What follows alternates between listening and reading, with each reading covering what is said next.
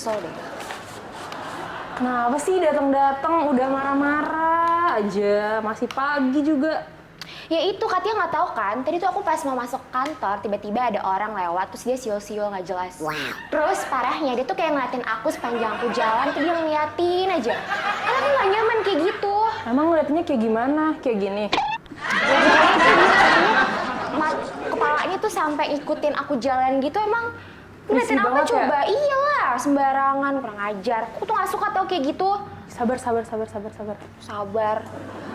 Terus kalau kayak gitu aku mesti gimana dong? Mau ngejar orangnya juga nggak bisa kan? Pengen aku marah-marah aku juga nggak bisa. Orangnya udah lewat gitu aja. Tapi itu kejadian Tapi bukan itu cowok? sekali dong. Cowok dan itu berdua. Aku tuh udah kayak udah yang kesekian kali ya ada orang kayak gitu. Kakak pernah nggak sih kayak gitu? Aku biasanya tiap pulang kerja sih, kan aku pulang kerja tuh malam ya, nyampe gang pos tuh biasanya ada cowok-cowok kan segerombolan. Ya paling sebenarnya aku kan pakai jilbab nih, maksudnya aku tertutup pakainya. Ya paling kayak assalamualaikum mbak, mau kemana, mampir dulu. Ya risih juga sih ya sebenarnya, karena kan maksudnya ya kita pakaian udah tertutup gitu, tapi masih aja kayak digituin. Iya, itu tuh dia emang mau godain apa emang dia yang ramah ya? Kadang tuh aku juga suka bingung gitu salah nangkep ini orang emang ramah, perhatian sama Iya, kita. takut salah ngertiin kan. Iya. Gimana sih kalau kayak gitu? Itu kayak hal yang umum sih Kak. Kayak mungkin semua perempuan tuh hampir pernah ngalamin itu gitu. Iya, betul. Salah mengartikan, terus juga nggak nyaman. Tapi kamu tahu nggak sih, aku tuh baru baca banget nih tadi di berita. Mana? Katanya kalau misalnya kayak kita disiul tuh sama cowok atau ditatap itu tuh termasuk pelecehan seksual tahu. Tapi nggak tahu bener nggak ya? Iya makanya. Jadi tuh itu kita bisa laporin gitu nih, lihat. Baru tahu loh. Iya, kalau misalnya kena tatapan gitu. Bener nggak sih itu termasuk pelecehan seksual? Soalnya kan itu kayak secara verbal kan. Orang kan selama ini ngiranya ya pelecehan seksual harus disentuh secara fisik. Ya, dan harus ada buktinya, ada Bener. saksinya. Nah, kalau kayak gitu gimana? Coba lihat. Nah ini nih, tuh kan. Tuh katanya tuh kan siulan dan tatapan itu tuh bisa masuk ke pelecehan seksual tahu. Tapi sebenarnya iya nggak sih? Nah, makanya itu aku juga bingung. Aku baru baca sih, Kak. Iya makanya. Oh, kalau gua sih itu menganggapnya emang udah benar ya masuk ke pelecehan. Cuma saat ini kan pemerintah juga sudah mengakomodir ya untuk. Oh udah ada undang-undangnya? Udah, Oh, oke. kebetulan udah diakomodir sama pemerintah baru-baru ini kok di tahun 2022 itu lebih tepatnya pada Undang-Undang Nomor 12 tahun 2022. Nah itu fokusnya untuk tindak pidana kekerasan seksual gitu. Nah jadi kalau misalkan kalian nih berdua nih mengalami pelecehan seksual itu masuk ke tindak pidana kekerasan seksual. Nah salah satunya ada namanya tindak pidana kekerasan pelecehan seksual secara verbal atau non fisik dan fisik. Nah kalau misalkan lu nih tadi kan bilang disiulin atau diapain lah, ditatap atau lain sebagainya itu masuk ke kekerasan seksual yang masuk ke pelecehan secara verbal. Nah kalau misalkan secara verbal dia udah masuk ke meraba atau ke apa itu udah masuk ke fisik. Nanti nanti lu harus lapor ke yang berwajib atau enggak paling tidak ke lembaga-lembaga non profit lainnya seperti itu sih. Mungkin gak sih bakal diproses kayak gue tuh kayak agak worry ya misalkan nih gue datang buat ngelaporin itu. Gue cuman khawatir dianggapnya tuh hal sepele gitu. Apalagi kan sekarang no viral no justice ya. Harus viral dulu. Nanti yang malah gue datang ke kantor polisi diguyonin lagi. Ya Gitu banyak doang. kayak nggak biasa aja. Nah, Gitu nggak sih? itulah kelemahannya. Cuma kan ada namanya lembaga non profit. Salah Oke. satunya ada namanya lembaga perlindungan perempuan, Komnas Komnas Perempuan dan lain sebagainya. Nah, ada juga yang namanya LBH juga, lembaga bantuan hukum. Nanti lu berdua kalau misalkan ragu untuk langsung lapor ke polisi, lebih baik ke lembaga tersebut karena mereka lebih mengayomi dan lebih bisa menekan ke kepolisian. Nah, balik lagi. Tapi kalau misalkan kalian merasa buktinya kurang pun, oh ini gua punya bukti nih. Misalkan kayak kalau misalkan gue disiul-siulin ada temen gue yang di samping gue. Nah, itu kan salah satu buktinya kayak gitu. Itu udah cukup sih kalau misalkan kalian untuk berargumen ke polisi dan lebih baik didampingi oleh kuasa hukumnya atau ke lembaga non-profit seperti Komnas HAM dan Komnas Perlindungan Perempuan gitu. Tapi kamu ngerasa nggak sih kalau sekarang tuh pelecehan tuh kan nggak selalu terjadi di malam hari ya Mas? Mungkin kamu juga pernah ngalamin kan, kayak misalnya kayak kamu tadi kan siang tuh pulang kerja, berangkat kerja. Nah berarti kan itu tuh kita nggak melihat apa yang kita pakai gitu loh, ya nggak sih? Kayak lu mau pakaian sopan juga atau pakaian terbuka juga, kalau emang otak lakinya nggak sih yang salah atau sebenarnya apa yang salah? Kalau misalnya ada pelecehan kayak gitu? Kalau pelecehan sih sebenarnya dari internal dan eksternal ya menurut gue ya. Kalau misalkan dari internal itu kan otomatis dari pola pikir ya, dari si cowoknya atau si lawan jenisnya. Mohon izin. Kalau misalkan cowok ini kan biasanya kan orang pelecehan itu selalu di cowok, tapi kalau misalnya ada beberapa di negara lain ada cewek juga gitu. Jadi kita harus objektif gitu. Jadi kalau misalkan balik lagi ke si orang yang melakukan pelecehan tersebut kayak gitu, itu dari pikiran. Tapi kalau misalkan dari eksternal, misalkan seperti di tempat-tempat kerumunan, seperti di kereta, di bis, bahkan di tempat konser pun bisa. Iyalah. Seperti itu. Apalagi konser tuh kemarin. Iya, kemarin nonton yang rame itu. Iya, iya, iya. Gila, itu tuh chaos sih. Maksudnya kan kita tuh di sana skin to skin sama Iya. orang ya. Orang pasti ada kesempatan lah di Betul. situ, Iya, iya. entah itu mau nyopet atau dia mau sexual harassment tuh Iya. bisa banget terjadi. Dan ya emang, ya mumpung lagi dempet-dempetan nih Betul. gitu. Ya, jadi kayak curi-curi kesempatan Iya. juga sih Betul. ya. Jadi kayak ada kesempatan sama niat jahat, itu udah masuk sih seperti itu. Nah, sorry nih, misalnya nih, Iya. aku megang kamu. Iya. Nah, aku megang dalam konteks kayak gini nih. Iya. Tapi kamu tuh, jangan banyak-banyak ya. Pegang lagi. Siap. Nah, itu tuh kalau elunya nyaman, itu tuh termasuk kepelecehan nggak sih? Atau kalau orangnya nggak nyaman aja? Tergantung ya, karena kan ini kan deliknya delik aduan ya. Kalau misalkan lu merasa sebatas paha, iya kan ya, si perempuan itu kan harus ada batas toleransi kayak gitu. Kalau misalkan sebatas paha atau sebatas pundak, kalau misalkan itu biasa aja ya udah biasa. Tapi kalau misalkan dia sensitif banget, yang merasa suci banget, bahkan Suci banget dong. megang pun Suci itu bener dosa. merasa terhina gitu. Bahkan menatap pun mata ke jangan mata ketawa pun dong. iya. Itu merasa terhina dia. Jadi perasaan terhina itu subjektif sih menurut gua. Berarti diukur dari korbannya dong. Betul. Kalau korbannya merasa nyaman, itu bukan. Iya, jadi batasan si perempuan itu gimana gitu. Selama dia merasa nggak nyaman, dia bisa ya, dia berhak untuk membuat laporan gitu. Betul. Nah, kalau misalnya dia tuh kejadiannya kayak, mungkin kalau catcalling nggak sampai kena psikis ya, tapi kan kayak ada, dia tuh shock, kaget di treat orang tuh kayak gitu. Iya. Nah, cuman lagi-lagi kan buktinya nggak ada tuh, kayak ke bukti visum dan lain-lain. Nah, itu ya, Betul. bener. Gimana tuh cara ngebuktiinnya? Nah, kalau misalkan bukti itu kan pada dasarnya di dalam KUHP ya, Kitab Undang-Undang Hukum Acara Pidana itu kan ada 5. Itu di pasal 184 ayat 1 di mana ada keterangan saksi, keterangan ahli, surat petunjuk, keterangan terdakwa. Kalau misalkan salah satunya kan minimal 2 alat bukti. Nah, kalau misalkan pertama saksi. Kalau misalkan Mbak merasa merasa terhina terhadap catcalling atau enggak seksual harassment secara pegangan.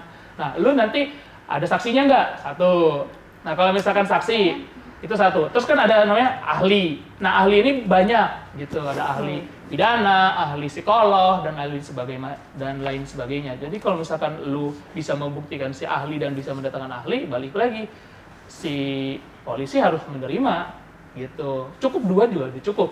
Nah, gitu. masalahnya nih ya, kayak yang dialamin sama tadi lu kan, misalnya tuh dalam konteks nggak ada yang lihat mas, misalnya di tempat gelap, itu kan nggak ada yang bisa jadiin saksi dong, cuman pelaku sama korbannya doang. Terus gimana dong ngebuktinya kalau misalnya itu pelecehannya tuh cuman secara verbal doang? Kalau misalkan secara verbal, kan balik lagi. Ada namanya, kalau misalkan kalau secara fisik kita tidak terlihat, mungkin ada sekitar seperti CCTV, Oke. iya, Iya, seperti nggak CCTV kepikiran sih kan, orang kadang suka nggak kepikiran ke situ. Tapi kalau misalkan tetap beneran nggak ada, ya kan, apa sih yang dinamakan saksi? Saksi itu kan apa yang dia lihat, dia alami dan dia rasakan sendiri kan, dia dengar sendiri kan. Mbak bisa jadi saksi untuk dirinya sendiri, itu saksi, itu alat bukti yang pertama. Terus yang kedua, ahli, misalkan ahlinya itu misalkan ahli bahasa atau ahli psikolog ya, misalkan dites nih Mbak kejiwaannya setelah melakukan catcalling ternyata gimana, nah itu kan bisa masuk gitu. Berarti harus woman support woman juga Iya, ya? gitu. Jadi kalau misalnya ada temen yang jadi korban, Betul. kita juga harus Apabila orang itu ngelihat ya, kayak gitu, misalkan di kerumunan Iya, iya. nggak ada yang peduli, cuma 1 orang peduli, ya itu orang itulah yang harus support gitu loh, kan baiknya gitu. Nah, terus kalau misalnya ngukur nih, ngukur misalnya nih, aku natap lu. Nah, cara ngukur ini tuh gimana? Tatapan aku ke dia tuh adalah bernuansa Bernuansa. seksual tuh kayak gimana? Ya. Kan susah ya? Iya. buat Coba ngukurnya. mungkin bisa dipraktekin. Itu gimana? Gini nih. Iya. Mungkin ada kalau durasi misalnya- berapa bener. menit. Iya, iya. Saja. Tapi kalau tatapnya kayak gitu gimana dong? Aduh. Emang matanya kayak gitu? Kalau menurut gue sih tergantung dari si pelaku ya. Kalau misalkan si pelaku udah ke fisik, misalkan kayak ke fisik dirinya sendiri, misalkan kayak ngelus-ngelus kelaminnya sendiri, atau enggak mulai memaksa mendekat, kayak gitu, kayak menerkam lah seperti macan gitu kan.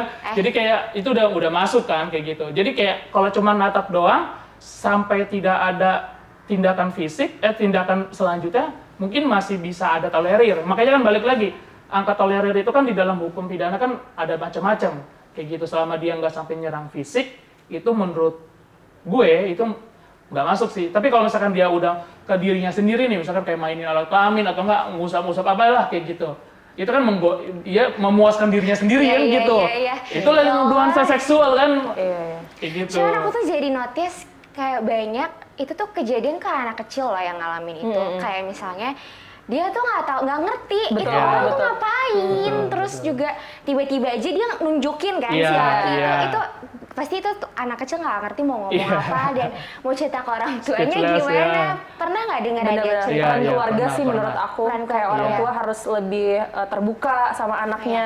Nah Iya. itu tuh yang masih jadi PR tahu karena di lingkungan kita tuh ngobrolin hal kayak gitu tuh masih Masih dianggap tabu. tabu. Betul. Padahal kan itu tuh sangat amat dekat ya sama Iya, kita. iya, iya. Jadi emang dari kecil tuh harus udah diajarin kali ya. Iya. Oh ini yang nggak boleh dipegang kayak gitu. Itu emang bener sih. Salah satunya kan pendidikan seksual ya. Iya. Iya, pendidikan seksual kan itu orang mungkin tabu. Tapi biasanya sih orang-orang tua zaman sekarang udah mulai aware ya terhadap pendidikan seksual, terutama ke perempuan kayak gitu. Iya, Karena dari kecil. titik sensitif perempuan lebih banyak dibandingkan laki-laki. Jadi ya mungkin itulah salah satu pencegahan dini. Tapi Benar. pencegahan berikutnya ke tahap medium dan advance lah istilah katanya. Misalkan maksudnya itu adalah misalkan kalau dari sekolah berarti ada lembaga-lembaga seperti lembaga kedokteran yang bikin seminar apa ke sekolah-sekolah bahwa ini loh alat seksual itu yang nggak boleh itu ini yang disentuh segala macam titik-titik sensitif itu di sini kayak gitu.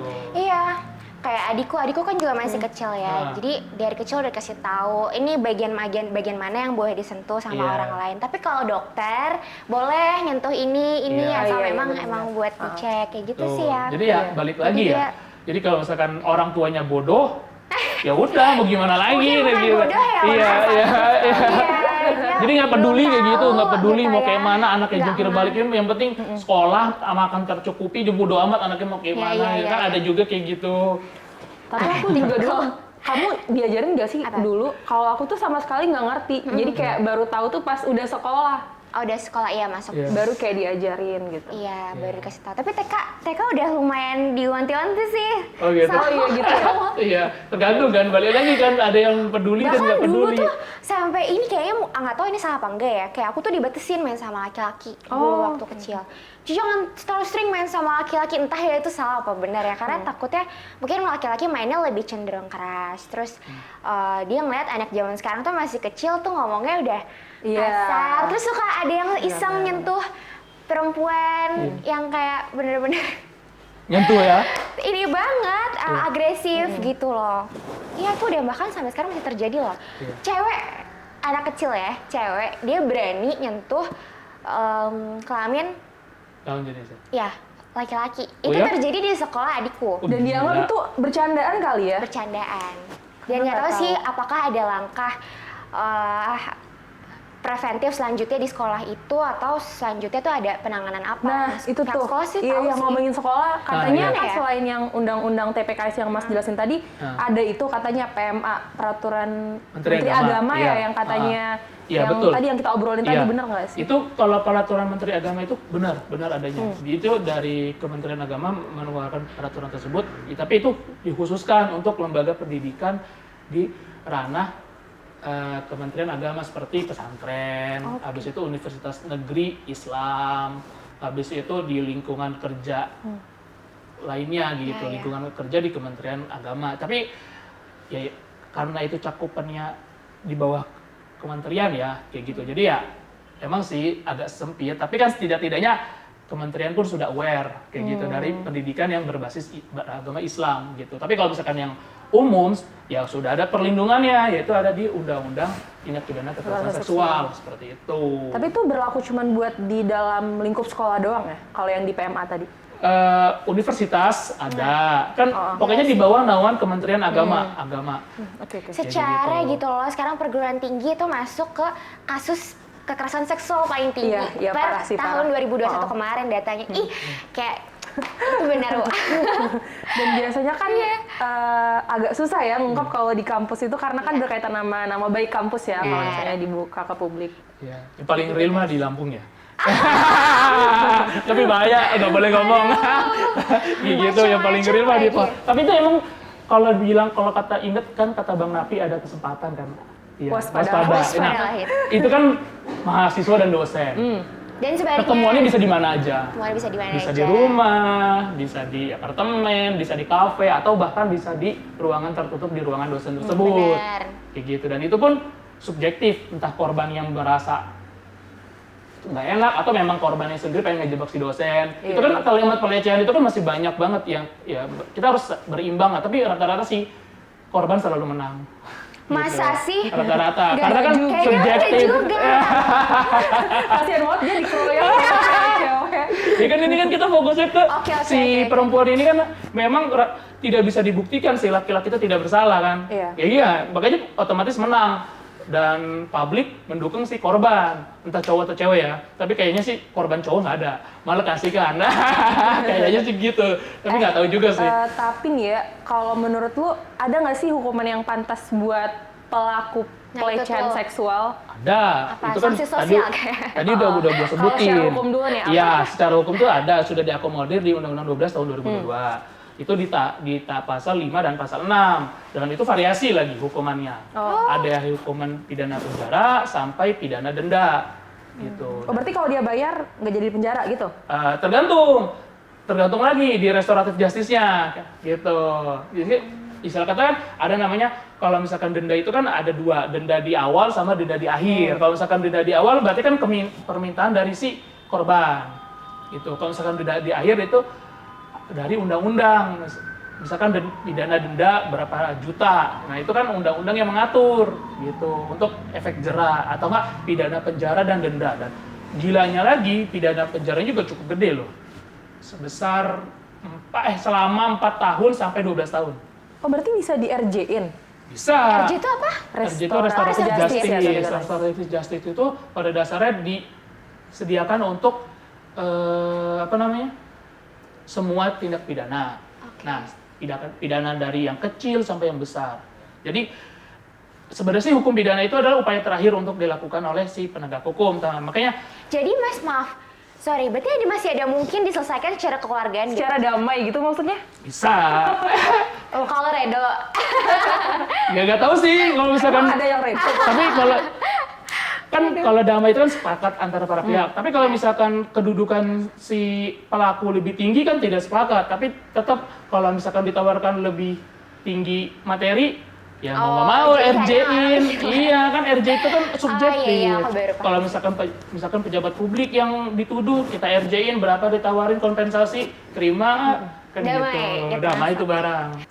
Tapi kalau misalnya RJ itu kan bukannya nggak semuanya, nggak semua tindak pidana kan ada syarat-syaratnya kan? Kalau misalkan kita lihat berdasarkan peraturan polisi sih iya, khusus polisi. Tapi kalau misalkan dalam undang-undang sendiri kalau dia mengatur ya udah kita RJ aja, kalau memang diizinkan untuk RJ ya RJ.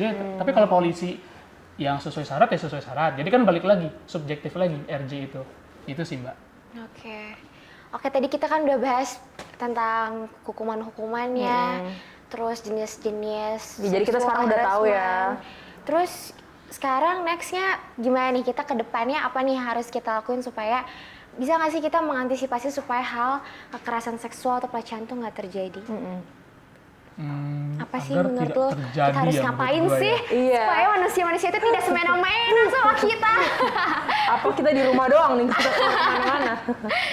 Bingung juga ya kalau misalkan dijawab. Karena kan balik lagi kan, pola pikir orang jahat itu yang ada di kepalanya kan gitu. Tapi kalau misalkan kita balik lagi, pendidikan usia dini perlu, pendidikan seksual itu perlu, karena pendidikan seksual itu sangat penting, bukan hanya sebatas seksualnya ya, tapi sebatas kesehatan seksual kita harus tahu juga. Habis itu titik-titik sensitif bagi perempuan dan laki-laki juga harus dikasih tahu. Terus sebatas mana sama pendidikan moral sih yang lebih penting Iya, itu gitu. lebih tanggung jawab moral Karena kan masing-masing sih. biar kata mau seseksi apapun, tertutup apapun, kalau moralnya Seseksi apa baik, sih? Hanya Geraldine. iya. Tapi dia stalking loh. Oh iya ya. Wah. Enggak lah. Jadi kalau stalking gitu, Enggak sih, kan karena di orang itu udah rela mempostingkan Oh, iya. keindahan tubuhnya di dalam sosial Atas media. konsen dia sendiri Iya, ya. Iya, betul, betul, tanpa paksaan kita pun melihat, enak juga nih lihat Weh. gitu. apa juga nih. Gitu. Ini juga enak nih, engagement tinggi ya. Iya, jadi kan win-win solution lah, jadi gitu. Sama-sama enak kan gitu. Sama-sama. Sama ini nggak sih kayak infrastruktur kali ya. Jadi kan kalau misalkan di transport umum itu kan sekarang udah mulai dipisahin tuh. Betul. Kayak Duduknya. Transjakarta gitu ya. Betul. Perempuan-perempuan. Tapi kadang di Transjakarta tuh cowok tuh suka minggir-minggir ke ranah perempuan mungkin karena padat kali ya. Terus kadang sama Apalagi ceweknya kalau nggak kerennya nyaman. mendadak. Oh iya, iya. Terus mas kesana kan suka ada yang Iya, negor ya. iya. Kesana dong mas ini kan ranahnya cewek. Iya. Kenapa kamu nggak percaya sama saya? Gitu. Tapi itu yang paling konsep yang paling utama, perempuan harus berani untuk mengungkapkan Harus berani speak up ya. ketidaksukaan Nah, sama makanya itu sih. lawan jenisnya. Iya, Kayak iya, gitu. iya. Pokoknya kalau misalkan ada cowok yang merasa mepet gitu kan, udah lebih baik Defensif ya. Itu sih salah teriak kita juga ya. nggak apa-apa. Kayak Tapi gitu. mungkin ya, kenapa nggak semua korban pelecehan seksual itu berani speak up? Karena ketika dia speak up nih, kayak yang lu tadi sampein, kayak dianggap gitu doang, kayak gitu. Makanya nggak banyak korban yang berani bersuara karena kita sendiri nih, lingkungan kita sendiri tuh belum ngerangkul dia gitu loh, kayak ayo gitu. Ya nggak sih? Ya enggak lah, Judge. biarin aja. Maksudnya teriak aja. Yang penting kan orang tahu dan dia si pelakunya nggak ngelakuin. Gitu. Iya, dan kita Jadi juga ya orang untuk sekitar, menyetop. Jadi kayak kalau lu udah merasa lecehkan, misalkan kayak ngobrol ditatap bagian vitalnya, cuma dua pilihan, antara kabur atau teriak. Gitu. Kalau kabur ya berarti gimana caranya nyelamatin diri. Kalau teriak kan orang-orang berusaha untuk melindungi. Gitu. Ketika berusaha kabur, tapi hati tuh dongkol gitu. Iya. Tapi aja ngedumel dalam hati. Yang penting selamat, ya nggak sih? Gitu, Iya, intinya iya, segitu. iya, iya, Kalau iya. misalkan lu pada merasa dilecehkan atau merasa terintimidasi, cuma dua, menyudahi pembicaraan atau teriak, itu aja sih. Wah, thank you banget sih insight-nya. Berarti udah nggak bisa lagi godain cowok-cowok. Kita Please lah, tolong. Oh, biasanya emang gedein di mana? Mau ikut ya? Ada di gang sebelah. Oh, di